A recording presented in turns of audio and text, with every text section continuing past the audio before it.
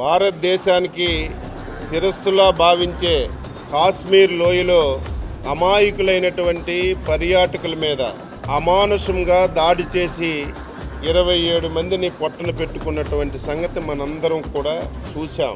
ఇటువంటి పరిస్థితిలో రాత్రి భారత సైన్యం ఉగ్రవాదుల మీద చేసినటువంటి దాడిని యావత్ భారతదేశం గర్విస్తుందని చెప్పి ఈ సందర్భంగా తెలియజేస్తున్నాను. ఇప్పటికే తెలుగుదేశం పార్టీ మొన్నను భారత ప్రధానమంత్రి గారు అమరావతి రాజధాని పనులు పునఃప్రారంభానికి వచ్చినప్పుడు ఆ సభలో యువ నాయకుడు శ్రీ నారా లోకేష్ బాబు గారు, తెలుగుదేశం పార్టీ జాతీయ అధ్యక్షులు శ్రీ నారా చంద్రబాబు నాయుడు గారు ప్రజల సమక్షంలో ప్రధానమంత్రి గారు దేశ భద్రత గురించి, మొన్న ఉగ్రవాదులు చేసినటువంటి దాడి మీద ఎటువంటి నిర్ణయం తీసుకున్నా ఆ నిర్ణయానికి తెలుగుదేశం పార్టీ పూర్తిగా సహకరిస్తుందని ప్రజల సమక్షంలో చెప్పిన విషయాన్ని ఒక్కసారి గుర్తు చేస్తున్నాను.